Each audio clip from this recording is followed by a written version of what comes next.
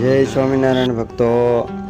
સુરતમાં જૂનામાં જૂનું મંદિર રામપરામાં આવેલું સ્વામિનારાયણ મંદિર એ આજથી લગભગ 200 વર્ષ પહેલાં ભગવાન સ્વામિનારાયણના પ્રસાદીનું મંદિર આવેલું છે. જે ઘણા બધા લોકોને ખબર જ હશે. જ્યારે ભગવાન સ્વામિનારાયણે સંતોને સુરત મોકલ્યા ત્યારે મુક્તાનંદ સ્વામી વગેરે સંતોએ ભગવાનને પ્રાર્થના કરી, કૃપાનાથ, તમારો વીર અમારાથી સહન નહીં થાય. ત્યારે ભગવાને લાલજીનું સ્વરૂપ આપીને કહ્યું, અમારો વીર તમને જ્યારે સતાવે ત્યારે આ સ્વરૂપની આગળ આવીને ઊભા રહેજો. એમાંથી અમે દર્શન તમને આપશું. તમે કોઈ વસ્તુ અર્પણ કરશો તો અમે હાથોહાથ સ્વીકાર કરશું. એ સ્વરૂપને લઈ મુક્તાનંદ સ્વામી વગેરે સુરત આવ્યા ત્યારે ભાલચંદ્ર શેઠ અને લક્ષ્મીચંદ્ર શેઠ વગેરે ભક્તોએ ખૂબ આવકાર્યા. 2 મહિના સુધી સંતો સુરતની ધરતી ઉપર રોકાયા. છેવટે સંતો જ્યારે જવા માટે તૈયાર થયા ત્યારે હરિભક્તોને સંતો હારે એટલું બધું હેત બંધાઈ ગયું કે હરિભક્તો રડી પડ્યા. હવે અમે તમને જવા ન દઈએ. ત્યારે સંતોએ કીધું, અમારે જવું પડશે, મહારાજનો પત્ર આવ્યો છે, તમે પાછા આવો. ત્યારે સંતો જ્યારે મહારાજ પાસે રડ્યા તેમ હરિભક્તો સંતો પાસે રડ્યા, અમને કંઈક આધાર આપતા જાઓ. તમે ગયા પછી અમને આપનો વિરહ સતાવે. ત્યારે શ્રીહરિએ જે લાલજી સંતોને આપ્યા હતા એ લાલજીને સંતોએ સુરતના ભક્તોને આપ્યા. લ્યો, આ ઠાકોરજી રાખો, તમને ઠાકોરજીનું વિરહનું દુઃખ સતાવશે નહીં. અને સુરતમાં ઠાકોરજી રહ્યા. એક નાનકડો ઓરડો કરી હરિભક્તો ખૂબ તેમની સેવા પૂજા વગેરે કરતા. અને ફરીને મુક્તાનંદ સ્વામી વગેરે સંતોને મહારાજે સુરત મોકલ્યા ત્યારે ભક્તોનો ભાવ જોતાની સાથે સત્સંગનો સમુદાય વધ્યો. ત્યારે મુક્તાનંદ સ્વામીએ કહ્યું કે હવે આપણે મંદિર જેવું કંઈક કરવું જોઈએ. મંદિર હોય તો સત્સંગ રહે, નકર મંદિર વિના ટકે નહીં. મંદિર જેવું કંઈક કરવું જોઈએ. ભક્તોએ આ પાડી કે મંદિર જેવું કરીએ, પણ કરવું ક્યાં? એ વખતે લક્ષ્મીચંદ્ર શેઠ બોલ્યા. ભાલચંદ્ર શેઠને કહ્યું કે એક અંગ્રેજ સરકારે વાત બહાર પાડી છે. શું વાત છે? ત્યારે લક્ષ્મીચંદ્ર શેઠે કહ્યું, રામપરા વિસ્તારમાં સુથાર લોકોના ઘર છે એ ભૂતિયા ઘર છે. તે ત્યાં કોઈ રહેતું નથી. સરકારે બહાર પાડ્યું છે કે આ ઘરમાં રહેલા ભૂતને કોઈ કાઢી મૂકે ને તો આ ઘર એને ભેટ આપી દેવા છે. તેની ઘટના એવી બનેલી કે સુથાર લોકોની જાન અહીંયાથી રામપરાથી ઘોઘા પરણવા ગયેલી જાન પરણીને દરિયા માર્ગે ગયેલી, પરણીને પાછી આવતી હતી. એમાં અડધે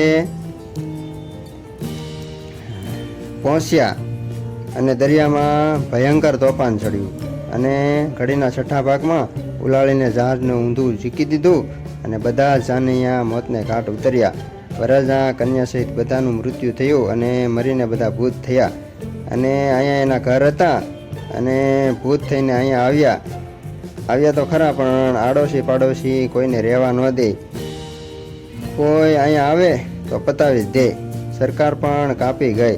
ત્યારે ભાલચંદ્ર શેઠને મુક્તાનંદ સ્વામીએ કહ્યું કે આપણે ચાલશે, ભલે હોય ભૂતિયા મકાનો, આપણે એનું કલ્યાણ કરશું. અને સરકારની પાસે વાત રજૂ કરી, આ મકાન અમને આપી દો, એ ભૂતને કાઢી મૂકશું. સરકાર રાજી થઈ ગઈ. આ બધી જ જમીન સ્વામિનારાયણ સંપ્રદાયને અર્પણ કરવામાં આવી. અને મુક્તાનંદ સ્વામી વગેરે સંતોએ બધા જ અહીંયા સાંજના સમયે આવ્યા અને સંધ્યા સમયે જ્યાં ગોળી સાંભળતાની સાથે જ ભૂતાવળ બધી પ્રગટ થઈને સંધ્યા ટાઈમે માણસ ગંધાય, માણસ ખાવ. આખું હજારો ભૂતાવળ આવી પણ સ્વામીની પાસે ન આવી શકી, દૂર ઊભી રહી.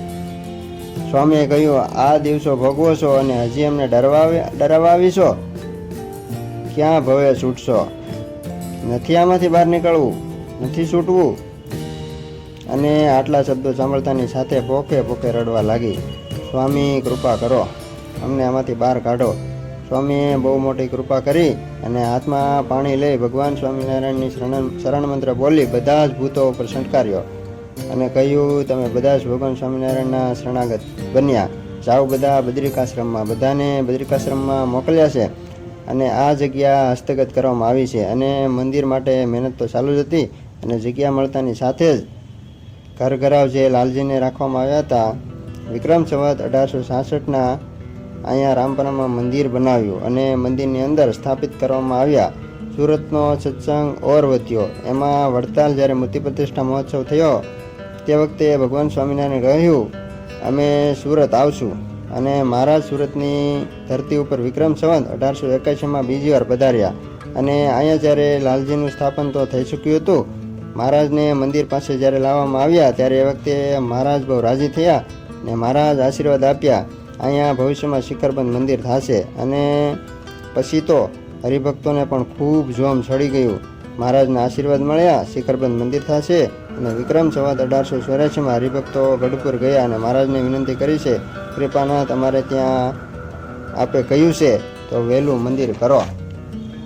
મહારાજે કહ્યું, મંદિર ભવિષ્યમાં થશે, અમે તમને મૂર્તિ આપીએ, એ મૂર્તિ લઈ જાઓ. રાધા વિહારીલાલની મૂર્તિ મહારાજે ભક્તોને આપી અને મૂર્તિને લઈને ભક્તો સુરતમાં આવ્યા.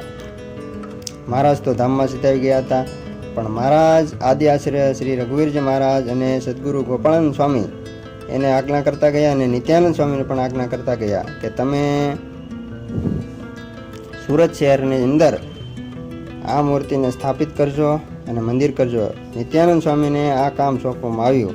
કોઠલા આકારનું મંદિર બનાવ્યું અને વિક્રમ સંવત 1892માં આદિ આચાર્ય રઘુવીરજી મહારાજના હાથે રાધાવેરી સાથે નારાયણ મુનિ દેવ ત્રણેયની મૂર્તિ પ્રતિષ્ઠા કરવામાં આવી. પછી સુરતમાં સત્સંગ ખૂબ જ વધ્યો.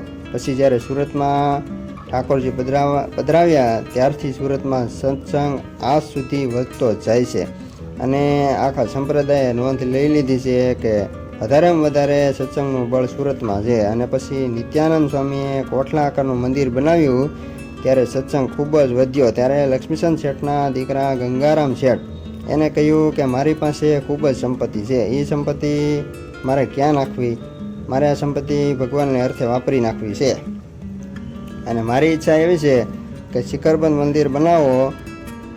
ત્યારે શૂન્યતીતાનંદ સ્વામીને આ કામ સોંપવામાં આવ્યું. વિક્રમ સંવત 1927માં ભવ્ય શિખરબંધ મંદિરનું નિર્માણ થયું, પણ મૂર્તિ એની એ રાખવામાં આવી, રાધા વિહારી અને નારાયણ મુનિ દેવ. વિક્રમ સંવત 1939માં આચાર્ય શ્રી વિહારીલાલજી મહારાજે બાજુના ખંડમાં ધર્મદેવ ભક્તિમાતા અને હરિકૃષ્ણ મહારાજનું સ્થાપન આ મંદિરમાં કર્યું. એવો દિવ્ય અને ભવ્ય સુરત રામપરા મંદિરનો ઇતિહાસ છે અને એવા બળિયા નારાયણ મુનિ દેવ અહીંયા બેઠા. ને સુરતમાં અત્યારે કેટલા મંદિર કરી દીધા, પણ નારાયણ મુનિ દેવ તો રાજા ધીરાજ અહીંયા બેઠા છે. દર પૂનમે બધા ભક્તોને અહીંયા રામપરા મંદિરે દર્શન કરવા જરૂર આવજો, એવું નિયમ રાખવું. જય સ્વામિનારાયણ.